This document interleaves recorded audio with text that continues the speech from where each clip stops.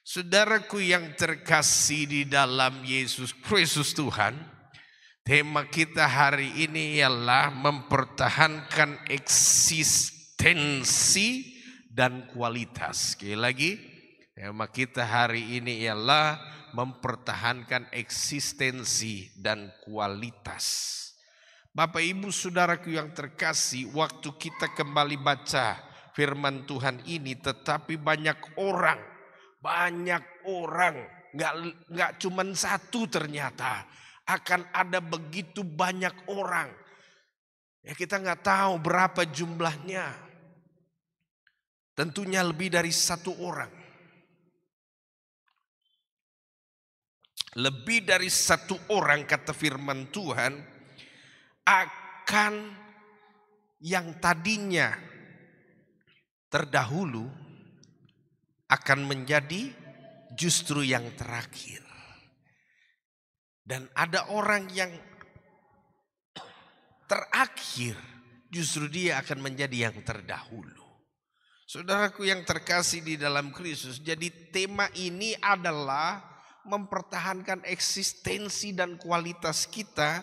Bagaimana agar jangan kita ini nantinya yang tadinya adalah yang awal, yang segala sesuatu yang pertama, tapi jadi yang terakhir. Jadi ini penting Bapak Ibu Saudara di dalam Kristus. Nah, saudaraku yang terkasih, kalau kita lihat ayat ini, Matius 19 ayat 30 ini, Petrus sedang tanya sama Tuhan Yesus. Dia bilang begini, Petrus tanya, kami tinggalkan segala sesuatu dan mengikut engkau, apa yang kami peroleh? Ya, jadi ayat ini bermula dari pertanyaan Petrus yang bertanya, apa yang kami peroleh dari semua yang kami korbankan untuk engkau Tuhan? Ya, apa yang kami dapat dari semua yang engkau kami sudah korbankan untuk Tuhan dan pekerjaannya, Bapak Ibu Saudara. Jadi ini yang penting sekali, dimulai dengan pertanyaan itu. Dan saudaraku yang terkasih di dalam Kristus, kita lihat dulu bahwa pengorbanan itu bisa terjadi saat seseorang mengenal panggilan, siapa yang memanggil, yaitu Yesus Kristus Tuhan, dan tergerak oleh Roh Kudus, kemudian dia jatuh cinta. Dan Tuhan bilang, waktu kamu korbankan segala sesuatu, dia beri minimal ada tiga hal yang dia akan beri buat kita adalah, yang pertama, kita akan duduk di atas ke-12 tahta untuk menghakimi ke-12 suku Israel. Kemudian yang kedua, segala sesuatu Tuhan bilang, apapun yang kamu korbankan ladang, kamu korbankan anak-anak, kamu korbankan orang tuamu, tinggalkan lalu mencari aku, kata Tuhan, 100 kali lipat akan diganti kepadamu. Dan yang ketiga Tuhan bilang, segala sesuatu pengorbananmu kamu akan terima hidup yang kekal. Itu nanti.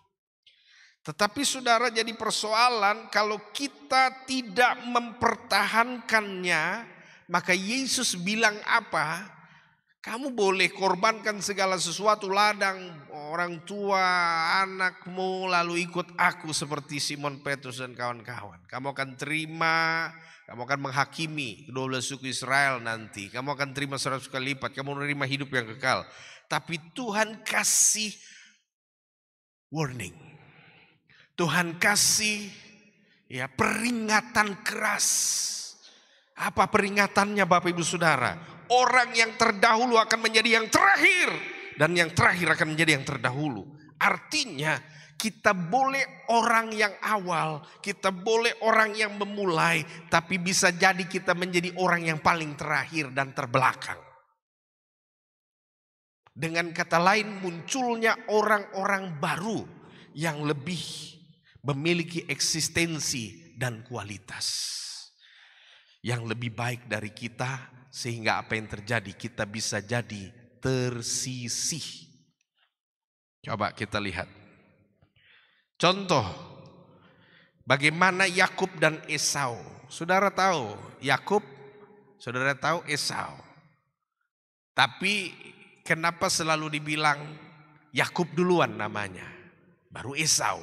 Siapa yang kakak? Esau atau Yakub? Esau. Siapa yang duluan lahir? Esau. Tapi kenapa Alkitab selalu bilang Yakub yang lebih duluan? Kenapa? Karena semangkuk kacang merah dia menyepelekan, dia anggap itu sesuatu yang biasa saja, yaitu hak kesulungan. Maka oleh karena kebiasaannya menyepelekan segala sesuatu, dia tidak jaga kualitas, dia tidak pertahankan iman, dia tidak pertahankan kehidupannya, maka berubah. Dia yang lahir duluan, dia yang jadi terbelakang. Ya. Saudaraku yang terkasih, ini pelajaran penting tetapi juga mengingatkan saudara, mengingatkan saya bahwa kita semua harus berubah Bapak Ibu Saudara. Ya. Mari kita belajar dari firman Tuhan ini. Kita jangan menjadi orang-orang yang tiba-tiba menjadi orang yang terdahulu. Ya. Kita nggak apa-apa, boleh kapan terbelakang, kita mungkin belakangan. Tapi kalau kita jaga kualitas, kita jadi yang terdepan. Saudaraku yang terkasih, di dalam firman Tuhan dikatakan apa? Ya, firman Tuhan dikatakan apa kepada kita Bapak Ibu Saudaraku yang terkasih di dalam Kristus? Saya bacakan. Ibrani pasalnya yang ke-12 ayat 16 sampai 17. Janganlah ada seorang yang menjadi cabul atau mempunyai nafsu yang rendah seperti Esau yang menjual hak kesulungannya dengan sepiring makanan, sebab kamu tahu bahwa kemudian ketika ia hendak menerima berkat itu, ia ditolak sebab ia tidak beroleh kesempatan untuk memperbaiki kesalahannya, namun ia mencarinya dengan mencucurkan air mata. Inilah peringatan keras buat saudara dan saya. Kalau kita nggak jaga eksistensi dan kualitas hidup kita, maka kita bisa jadi kita yang awal Bapak Ibu Saudara. Bisa jadi kita yang merintis, tapi bisa jadi kita juga yang dibuang. Amin. Ya, saudara tahu ada perusahaan besar, dia adalah pendirinya. Ya, salah satu gadget ternama di dunia, pendiri. Tapi dia juga yang dikeluarkan dari perusahaan itu, yang didirikannya sendiri. Saudaraku yang terkasih dalam Kristus, apakah kita mau seperti seorang yang terkenal itu, saudara? Dia mendirikan perusahaannya sampai hari ini tetap berdiri dan orang pakai gadgetnya, bangga sekali.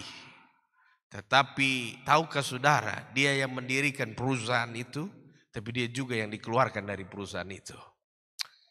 Saudaraku yang terkasih di dalam Kristus, kalau kita nggak mempertahankan kualitas dan eksistensi kita, bisa jadi kita jadi Esau.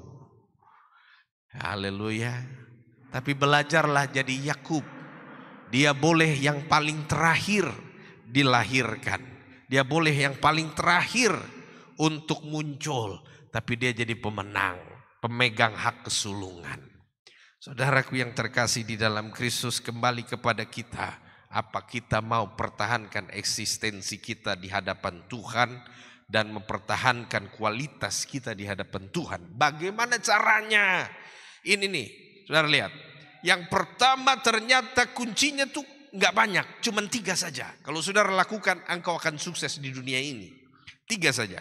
Yang pertama, jaga kasih mula-mulamu. Jangan pernah kendor dengan kasih mula-mulamu. Wahyu 2 ayat 4 saya bacakan. Namun demikian aku mencela engkau karena engkau telah meninggalkan kasihmu yang semula. Jadi Alkitab bilang ternyata ada kasih yang semula. Apa itu kasih yang semula? Kasih yang mula-mula itu adalah kasih kepada Kristus. Kasih yang sungguh-sungguh waktu kita mengalami perjumpaan pribadi dengan Tuhan, kita bertobat, kita percaya kepadanya, kasih yang pertama di mana kita jatuh cinta akan pribadi Tuhan dan firman-Nya. Saat kita memiliki kasih yang semula, kita akan mengasihi Tuhan dengan segenap hati, dengan segenap jiwa, dengan segenap kekuatan, akan keinginan yang kuat untuk mau berdoa, memuji, menyembah, dan membaca Alkitab, hidup kudus, memberitakan Injil, bersaksi, dan melayani Dia dengan kesadaran sendiri, tanpa harus dipaksa orang tua, tanpa harus dipaksa teman, tanpa harus dipaksa kakak rohani, tanpa dipaksa siapapun. Itu kasih mula-mula. Saudara, kasih mula-mula itu kasih yang membara, seperti kita lagi jatuh cinta. Berapa banyak di akhir zaman ini saudara kasih mula-mula sudah mulai luntur. Ya, sampai istrinya mulai tanya, ih Bapak macam dulu tuh selalu suka muji-muji saya kak, sering tanya kabar gitu kan. Sekarang macam tidak ada lagi. Jangan-jangan kasih mula-mula so habis kak. Haleluya. Macam kayak pertalite lagi kosong saja Bapak Ibu Saudara. Jadi saudaraku yang terkasih, ada banyak orang di akhir zaman ini sudah meninggalkan kasih mula-mulanya.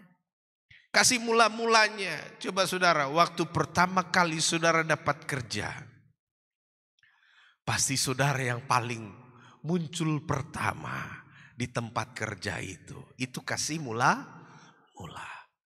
Amin. Kasih mula-mula itu adalah cinta, jatuh cinta yang luar biasa. Bisa yang pertama kepada Tuhan kasih mula-mula, tapi juga kepada lingkungan sekitar dan usaha dan pekerjaan, terutama juga untuk yang sudah berumah tangga. Itulah kasih mula-mula. Nah kasih ini kalau kita nggak jaga, bisa jadi kita jadi yang terbelakang. Tapi prioritas yang dimaksud dalam renungan ini adalah tentang kasih mula-mula kepada Tuhan, kepada segala berkat yang dipercayakan Tuhan kepadamu. Kalau kita jaga kasih mula-mula ini saudara, gak mungkin kita tersisih. Mau di pekerjaan, di pelayanan, di semua bidang, apapun usaha dan semua, engkau tetap yang terdepan karena kau jaga kualitas dan prioritas. Saudaraku yang terkasih, jangan lupakan bahwa kita ini harus mempertahankan eksistensi kita, tapi juga kualitas kita. Saudaraku yang terkasih, kasih yang mula-mula itu saudara seperti jemaat mula-mula dalam Kisah Rasul 2 ayat 41 sampai 47. Mereka bertekun dalam pengajaran firman Tuhan, suka beribadah, suka berdoa, memuji-muji Tuhan, bertekun. Berarti mereka melakukannya bukan dengan terpaksa, tapi karena kerinduan akan hadirat Tuhan. Selain itu, mereka juga punya kepedulian yang tinggi terhadap semua orang, suka berbagi, suka memberi. Orang yang mengalami kasih mula-mula sudah mencintai Tuhan dan menjadikan Tuhan prioritas utama dalam kehidupannya. Kalau saudara punya kasih mula-mula, saudara gak peduli hari itu adalah hari kesibukan, saudara akan pilih Tuhan. Amin. Ya. Saudara akan cari Tuhan. Saudara akan mencari Tuhan dan mencari wajahnya. Oleh sebab itu saudara, ini tanda orang ada dalam kasih mula-mula. Dia menjaga kasihnya, dia menjaga cintanya, dia menjaga keharmonisannya dengan Tuhan. Tetapi dia juga menjaga kehidupannya di dalam dunia pekerjaan, dunia kehidupan rumah tangga dan seterusnya, tetap ada cinta dan kasih. Ya, jadi habis pulang ini mulai bilang, "Sio, saya sudah tinggalkan kasih yang mula-mula." Jadi mulai kembali mesra, saudara. Amin. Ya, jangan pas lagi pacaran saja mesra-mesra, tapi pas sudah kawin Sio, tidak ada lagi mesra-mesranya. Haleluya. Berarti cinta sudah hilang, kasih semulanya, saudara. Jadi hari ini kita harus bangkitkan kembali kasih mula-mula supaya kita nggak tersisi, saudara. Amin. Yang kedua, kita akan lihat kalau kita mau jaga eksistensi dan kualitas kita di dalam kehidupan, pekerjaan Tuhan, pekerjaan dunia kita, di marketplace kita, di rumah tangga kita. Yang kedua, jaga iman dan semangat. Sekali lagi, jaga iman dan semangat. Saudaraku yang terkasih di dalam Kristus, kita perlu jaga iman dan semangatnya kita. Dan saya mau sampaikan, saudara, iman dan semangat kita itu kita baca dalam Roma 12 ayat 11. Janganlah hendaknya kerajinanmu kendor. Biarlah rohmu menyala-nyala dan layanilah Tuhan. Tuhan bilang lewat Roma, tulisan Paulus kepada jemaat Roma, kamu tuh harus punya semangat seperti nyala api. Ya, melayani Tuhan dengan sungguh-sungguh. Jangan hidup ini nyalanya tuh seperti nyala redup-redup, saudara. Maaf kalau saya pinjam kalimat kasar ini. Seperti orang bilang panas-panas tai ayam. Haleluya. Jangan, saudara. Kita itu harus panas-panas beneran, saudara ya. Karena firman Tuhan berkata dalam kitab Wahyu, kalau kita tidak panas tidak dingin, suam-suam aku akan memuntahkan kamu. Orang yang hidupnya suam-suam di hadapan Tuhan itu akan dimuntahkan Tuhan suatu waktu. Ya, dimanapun di dalam dunia apapun, kalau saudara orangnya suam-suam, pasti akan tersisih, saudara. Apalagi kalau dingin, sudah jelas terbuang, sudah bukan tersisih lagi, tapi terbuang. Jadi penting menjaga iman dan semangat. Karena kalau saudara semangat, engkau sudah tidak semangat dengan hidupmu, tidak semangat dalam pekerjaanmu, engkau tidak semangat dalam rumah tanggamu, berarti engkau sudah tidak bisa lagi melihara eksistensi dan kualitas. Engkau akan tersisih, saudara. Jadi penting sekali bahwa kita harus menjaga iman dan semangat kita, Bapak Ibu Saudara. Nah, saya catat di sini waktu saya renungkan, ternyata sadar atau tidak sadar, Bapak Ibu Saudara, ternyata iman dan semangat itu saling berhubungan. Iman dan semangat itu saling berhubungan, terkoneksi. Jadi kalau kita jaga iman kita, maka dengan sendirinya semangat kita akan terjaga. Kalau saudara punya iman sudah mulai turun, hubungan saudara sama Tuhan sudah mulai kendor, semangat saudara di dunia apapun juga, dalam kehidupan apapun juga, pekerjaan apapun juga akan kendor juga. Jadi semangat dan iman terkoneksi. Ada buktinya enggak Pak Pendeta? Ada dong. Yesaya 40 ayat 29 sampai 31 saya baca. Dia Allah memberi kekuatan kepada yang lelah dan menambah semangat kepada yang tiada berdaya. Orang-orang muda menjadi lelah dan lesu, teruna-teruna jatuh tersandung, tetapi orang yang menanti-nantikan Tuhan mendapat kekuatan baru. Mereka seumpama raja wali yang terbang naik dengan kekuatan sayapnya. Mereka berlari dengan tidak menjadi lesu dan berjalan tidak menjadi lelah. Saudara lihat ayat ini. Waktu kita terkoneksi dengan Tuhan, waktu kita terhubung dengan Tuhan, maka ada semangat di dalam diri kita. Semangat seperti burung raja wali. Seperti orang yang muda meski kita tak lagi muda. Kita seperti semangat pucuk. Ya, saudaraku yang terkasih, kita berlari tidak menjadi lesu, berjalan pun tak menjadi lelah. Karena kita berada pada hubungan yang erat dengan Tuhan. Saudara bisa lihat, iman dan semangat itu berhubungan. Iman dan semangat itu terkoneksi, Bapak Ibu Saudara. Jadi kalau saudara dan saya imannya sudah mulai tidak terkoneksi dengan Tuhan, saudara sudah keluar daripada jaringan sorga, maka saudara kita akan terputus. Seperti kehidupan kita yang kuota internetnya habis, wah tidak bisa tahu perkembangan dunia. Seperti kita tidak terkonek sama wifi, kita seperti tidak tahu apa yang terjadi dengan keadaan up to date. Saudaraku yang terkasih, itulah pentingnya kita pahami bahwa iman sama semangat itu terkoneksi. Jadi saudaraku yang terkasih di dalam Kristus, saya mau kasih pengetahuan buat kita. Waktu Allah menjadikan tumbuh-tumbuhan, Dia berfirman sama siapa? Sama tanah. Hendaklah tanah menumbuhkan pohon-pohon dan buah-buahan. Ya kan? Untuk tumbuh-tumbuhan Tuhan bersabda dan berfirman kepada tanah. Sehingga tanah menghasilkan pohon, menumbuhkan pohon. Kemudian ketika Allah mau menghadirkan ikan-ikan, Allah berfirman kepada air, kepada lautan, hendaklah berkeriapan ikan-ikan.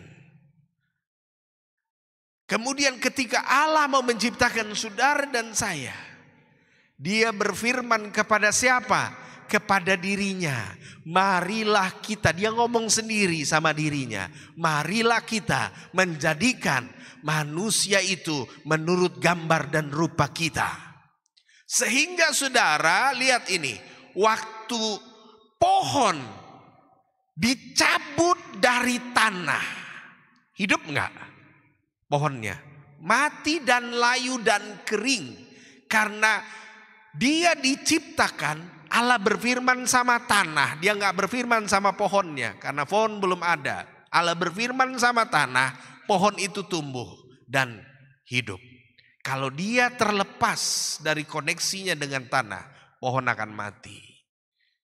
Ketika ikan diangkat dari air, tempat Allah berfirmannya air, ikan diambil, maka ikan itu mati dan tidak bernyawa lagi. Saudara ingat baik-baik, waktu saudara dan saya putus hubungan dengan Tuhan yang menciptakan saudara dan saya, pada waktu itulah kita mati rohani.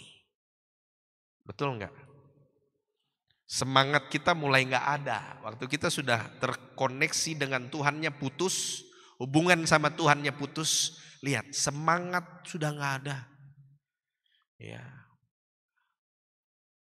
Waktu seseorang sudah enggak ada hubungan sama Tuhan, dia lihat ya petuanya enek, dia lihat metuanya enek, ya kan? Sudah enggak ada koneksi sama Tuhan, dia enggak punya semangat lagi dengan dunia. Dia lihat pekerjaan, karena dia sudah enggak ada koneksi sama Tuhan, dia cuman pekerjaan dia enek, ya, dia malas. Lalu apa yang bikin dia semangat? Sebenarnya cuman yang semangat yang dia pikir cuman duit akhirnya. Ya, bukan lagi semangat untuk mengembangkan, tapi hanya mempertahankan. Beda dong saudara. Karena orang yang cuman levelnya nggak mau mengembangkan, maka dia akan tersisih pada akhirnya.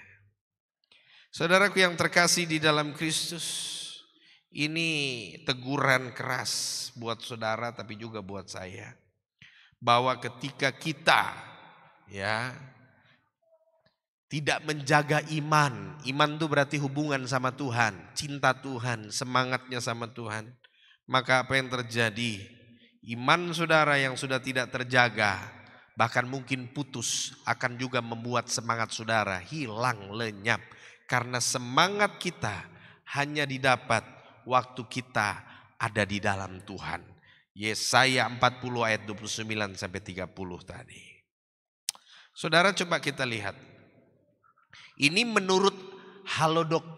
Saya bacakan saja ya. Menurut Halodoc, kalau saudara mau bersemangat, Halodoc bilang gini. 1, sesekali me time. Gitu ya. Sekali-sekali untuk saya, waktu menyendiri, happy-happy gitu. Itu menurut dokter ya, halodokter.com. Yang kedua, berpikir positif. Yang ketiga, beri hadiah untuk diri sendiri. Ini menurut ilmu kedokteran. Beri hadiah untuk diri sendiri. Wah, kamu kan pantas untuk dibahagiakan gitu ya. Ya, jadi pokoknya beli apa aja. Yang dulu masa kecil gak bisa beli, dia beli masa tuanya, saudara. Kemudian apalagi? Dia tentukan jalan hidup yang jelas dan spesifik, buat rencana, atur prioritas. Wah, itu menurut dokter tuh. Jangan takut gagal, belajar menerima situasi yang ada. Saya mau sampaikan saudara, apa yang dikatakan sama halodokter.com itu sebenarnya sih nggak salah, karena itu ilmu secara kedokteran. Tapi kalau saudara udah buat pendeta 7 poin dari Halodoc, saya sudah buat tapi nggak bisa semangat karena ternyata engkau terputus sama koneksimu dengan sorga. Wifi-mu sama wifi sorga nggak connect. Biar saudara lakukan 7 ini, saya yakin kalau iman saudara nggak terkoneksi dengan sorga, imanmu sudah nggak ada lagi, semangatmu akan hilang. Percaya saya bilang, ada orang beli tiket capek-capek sampai jalan-jalan di Bali gitu kan, sampai jalan di mana gitu kan, sampai di Phuket Thailand gitu kan, pulang-pulang juga semangatnya nggak ada bertambah. Ya, nggak bertambah karena ternyata semangat itu nggak bisa dibentuk dengan pola-pola psikologi. Dia hanya bisa terbangun kalau kau terkoneksi sama Tuhan. Karena Daud bilang sukacitaku hanya karena Tuhan. Ya, sukacita kita karena Roh Kudus, Bapak Ibu Saudara. Jadi percuma saudara. Sampai kapanpun kalau kau terputus dengan sumber kehidupanmu, karena saudara dan saya diciptakan bukan pakai barang-barang fana, tapi dia berfirman kepada dirinya, marilah kita menjadikan manusia menurut gambar dan rupa kita. Dia ngomong sama dirinya. Maka kalau saudara mau tetap hidup seperti tumbuh-tumbuhan yang selalu menghasilkan buah, terhubunglah sama pokok anggur yang benar, Yesus Kristus Tuhan. Jangan sekali-kali saudara mau putus hubungan sama Tuhan. Rugi saudara, engkau akan mati secara rohani dan lama-lama mati secara badani saudara. Saudaraku yang terkasih di dalam Kristus, ketika ada seseorang ya, ahli genetika merumuskan DNA manusia, dia beri nomor di setiap DNA manusia. Kemudian saudara, dia cocokkan sama angka hurufnya orang Yahudi. Ternyata DNA kita, saudara dan saya itu tertulis YHWH, Yahweh. Saudara ingat, setiap lukisan pasti ada siapa yang melukisnya di pojok bawah ya. Setiap karya seni yang indah dan mahakarya di seluruh dunia, harganya miliar sampai tembus triliun, semua ada tulisan siapa yang menciptakannya. Saudara dan saya, DNA saudara, DNA saya tertulis YHWH. Saudara dan saya ciptaan Tuhan Allah. Amin. Apapun jelek buruknya saudara, saudara dan saya diciptakan Sang Pencipta. Saudara dan saya miliknya Tuhan. Dan jangan biarkan saudara dan saya terputus daripada hubungan dengan Tuhan. Yang ketiga, ada satu ayat saudara ternyata untuk mempertahankan dan meningkatkan eksistensi dan kualitas saudara dan saya di tengah-tengah dunia ini, yaitu ada ayat di dalam Filipi pasal 3 ayat 13-14 saya baca. Bukan seolah-olah aku telah memperoleh hal ini, kata Paulus, atau telah sempurna, melainkan aku mengejarnya, kalau aku dapat juga menangkapnya, karena aku pun telah ditangkap oleh Kristus Yesus. Saudara-saudara, aku sendiri tidak menganggap bahwa aku telah menangkapnya, tetapi yang inilah yang kulakukan, aku melupakan apa yang di belakangku dan mengarahkan diri kepada apa yang di hadapanku, dan berlari kepada tujuan untuk memperoleh hadiah, yaitu panggilan surgawi dari Allah dalam Kristus Yesus. Jadi yang ketiga, supaya kita nggak tersisih di tengah-tengah dunia ini, yaitu kita harus mau mengembangkan diri. Upgrade saudara. Paulus bilang, aku nggak mau menganggap diriku sudah sempurna. Aku melupakan apa yang ada di belakangku dan berlari mencapai tujuan. Artinya dia mau kembangkan diri. Dia mau tidak bangga dengan merasa dirinya sudah sukses, sudah hebat, enggak. Dia selalu mengembangkan diri untuk pengenalan akan Tuhan, dan akhirnya dia menemukan bahwa kesempurnaan hanya dengan mencari Tuhan. Saudaraku yang terkasih di dalam Kristus, Paulus dalam ayat ini dia merasa tidak sempurna. Meskipun saudara, Paulus paling banyak menulis tulisan dan surat-surat dalam perjanjian baru, hampir dikuasai sama tulisannya Paulus. Rasul-rasul yang 3,5 tahun bersama Yesus, tulisannya gak sebanyak Paulus. Paulus gak ketemu muka dengan Tuhan Yesus, tapi dia diilhamkan oleh Roh Kudus. Dia bertemu dengan Yesus dalam penglihatan yang membutakan matanya dan membuat dia terbuka hatinya, dan dia melihat dan dia menulis banyak tulisan-tulisan yang memuliakan Tuhan, pengajaran-pengajaran yang justru kalau kita bisa lihat lebih dalam daripada murid-murid yang 3,5 tahun belajar siang malam sama Tuhan Yesus. Hal ini saudara kenapa? Karena ternyata dijumpai Paulus mau mengupgrade diri. Dia mau mengupgrade dengan doa-doa, Roh Kudus ajar dia, Roh Kudus ajar dia, Roh Kudus ajar dia, Roh Kudus ajar dia, pengetahuan bertambah, dia tulis hal-hal ilham roh. Ya. Kalau para murid yang lain hanya berdasarkan apa yang mereka pelajari bersama Yesus selama kurang lebih 3,5 tahun. Dan mereka merasa mungkin udah cukup, kita udah sekolah 3,5 tahun sama Yesus dan udah cukup. Tapi Paulus, dia menimba ilmu lagi dari para rasul yang sudah belajar 3,5 tahun, dia timba lagi ilmunya dan dia kembangkan lagi tuh ilmu, dan dia menjadi orang yang luar biasa. Dia nggak mau tinggal diam dengan keberadaannya. Ada banyak orang hari-hari ini saudara merasa udahlah, saya udah cukup lah beginilah, gak perlulah mengembangkan diri. Saudara akan tersisi saudara, ya. Khusus anak-anak muda, dengar baik.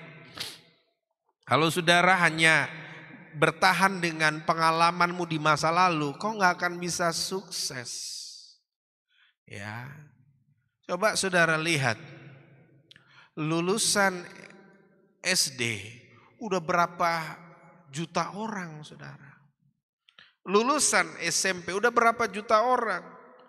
Lulusan SMA udah berapa juta orang. Apalagi lulusan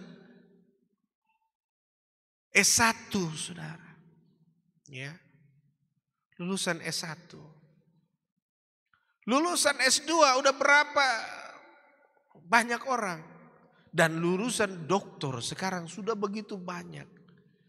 Jadi saudaraku yang terkasih di dalam Kristus, kalau kita nggak upgrade, kita nggak akan bisa saudara, kita harus butuh upgrade. Jadi maksud saya gini, Kalaupun saudara nggak mau upgrade tentang pendidikan saudara, tapi minimal coba kita lihat cara mengupgrade itu ada beberapa hal, saudara. Jadi tidak mesti juga saudara harus sekolah sih sebenarnya. Cara mengupgrade diri itu yaitu dengan apa? Satu, membaca buku. Karena dengan membaca buku, membaca artikel-artikel di internet, saudara akan mengembangkan diri. Kemudian yang kedua, ikut training. Pelatihan-pelatihan. Kalau pas ada buka BLK dari pemerintah, upgrade. Ya. Saya bangga loh jemaat kita tuh ada yang begitu ya. Dia senang waktu buka. Ada balai BLK, langsung ikut. Dan saudara jadi orang sukses. Amin. Ya. Jadi ternyata saudara dia bisa ngerti engine, bisa. Tapi dia mau lisensi, tetapi juga dia mau apa? Dia mau ilmu yang terbarukan. Dia ikut pelatihan 3 bulan. Dia tinggalin semuanya. Dia fokus sama 3 bulan itu. Dan dia keluar jadi orang hebat. Saya berharap kita semua harus upgrade diri saudara. Ya. Saya sampai hari ini mau terus belajar. Ya.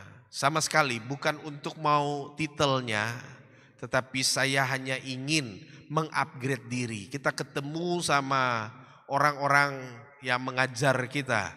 Kita berkembang, kita diajar terus. Jadikan aku terus murid-Mu Tuhan. Saya selalu mau diajar sehingga saya terus mengikuti dunia pendidikan. Dan kalaupun nanti ada training-training lagi juga, saya juga mau ikut saudara. Kenapa? Karena pendidikan tuh gak ada batasnya. Karena teman-teman kita di angkatan saya waktu S1 saja, ada yang usia 60 tahun. Di angkatan S2, ada yang tua sekali, masih tetap ikut. Bahkan juga yang saya ikut doktor sekarang, itu juga mereka udah ya, tua saudara, udah mau 70 tahun juga masih ambil sekolah. Sebenarnya hanya ingin ini, pikirannya di refresh, supaya selalu mau bertumbuh dan berkembang. Jadi saudara jangan pernah berhenti belajar buku. Kalau saudara mungkin malas baca buku, nonton YouTube. Nonton YouTube itu jangan nonton selebritis. Selebgram yang ditonton itu bagaimana mengembangkan diri saudara. Ya, ada begitu banyak orang otodidak cuman belajar dari YouTube, dia bisa buka usaha hebat. Ada banyak orang bisa mengembangkan diri.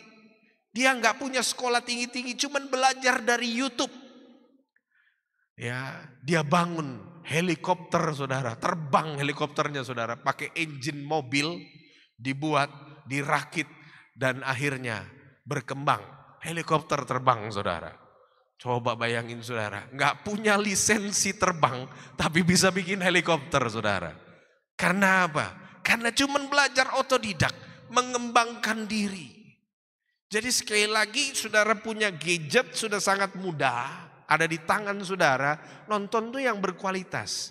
Supaya saudara mengembangkan diri dengan hal-hal yang ada di dalam pelajaran-pelajaran itu. Saudara malas untuk baca buku untuk tes PNS. Saudara nonton saja, ada tutorial mengerjakan tes CPNS. Jangan berdoa aja, pokoknya nanti tinggal datang ke Pak Pendeta, didoakan. Pasti tembus. Waduh saudara, ini bukan ora et labora namanya. Cuman berpangku tangan biar A, B, C, D, E, F, G. A, B, C, D, E, F, G. Cap, cip, cup, cip, cap. Gitu saudara. Jadi pas gak lulus, marah-marah sama Tuhan. Ya. Jadi bertobat ya. Semua harus upgrade diri. Jangan merasa gampang itu pendeta tes CPNS, saya tes, terus latihan. Itu namanya ya orang yang tidak berpengalaman. Orang yang hidupnya berkenan di hadapan Tuhan akan upgrade diri. Saudara kan kalau sudah malas tuh itu aja tadi, nonton YouTube, ketik tutorial mengerjakan tes CPNS. Terupgrade 2024, itu pasti ada. Saudara pasti akan sukses. Kembangkan diri saudara, jangan pernah. Tadi Paulus belajar sama rasul-rasul yang sudah belajar 3,5 tahun. Coba lihat, rasul-rasul yang 3,5 tahun itu nggak upgrade diri, tulisannya dalam Injil itu kan sedikit. Coba lihat, orang yang setelah berguru sama rasul-rasul, belajar dari rasul-rasul, terus dia kembangkan diri bersama dengan Tuhan, tulisannya banyak. Alkitab Perjanjian Baru, saudara dan saya, berisi tulisan orang yang mau mengupgrade diri.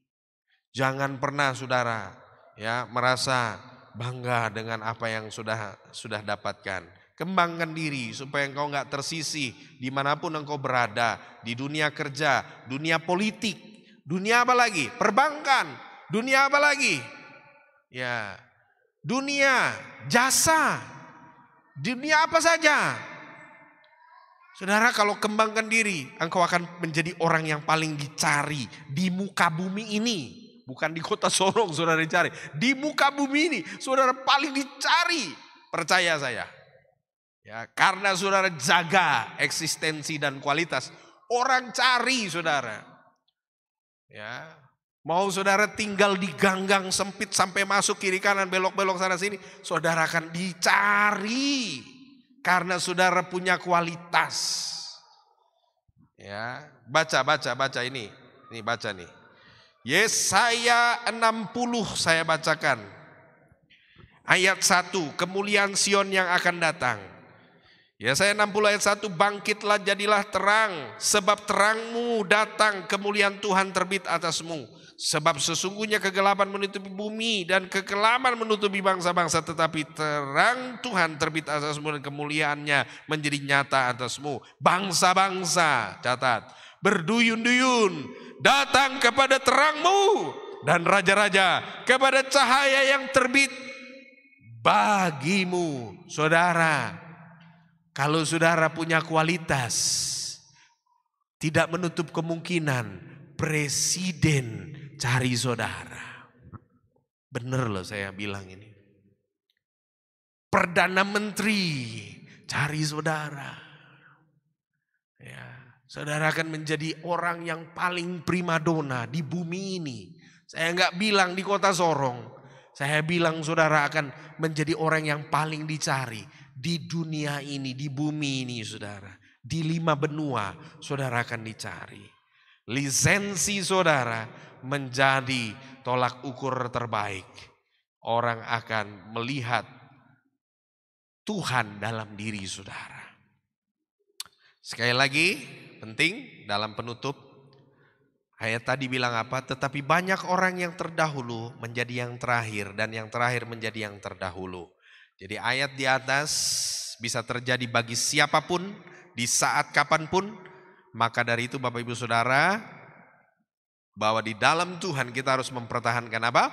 Eksistensi kualitas hidup dimanapun kita berada, baik pelayanan, kantor, sekolah, dunia usaha, dunia kerja, dunia bisnis, dunia politik, dunia usaha dan jasa, dunia apapun juga, di marketplace saudara berada, maka peliharalah dengan cara apa? 1, jaga kasih mula-mulamu dalam Tuhan, kasih mula-mulamu juga di tempat engkau berada dan semua tingkat dan kapasitas saudara. Kemudian yang kedua, jaga iman dan semangat. Dan yang terakhir, selalu mau mengembangkan diri, mengupgrade kehidupan diri saudara dan saya. Maka bagian ini yang akan kita lakukan, maka niscaya kita akan menjadi tampil sebagai pemenang, orang unggul di tengah-tengah persaingan dunia di akhir zaman.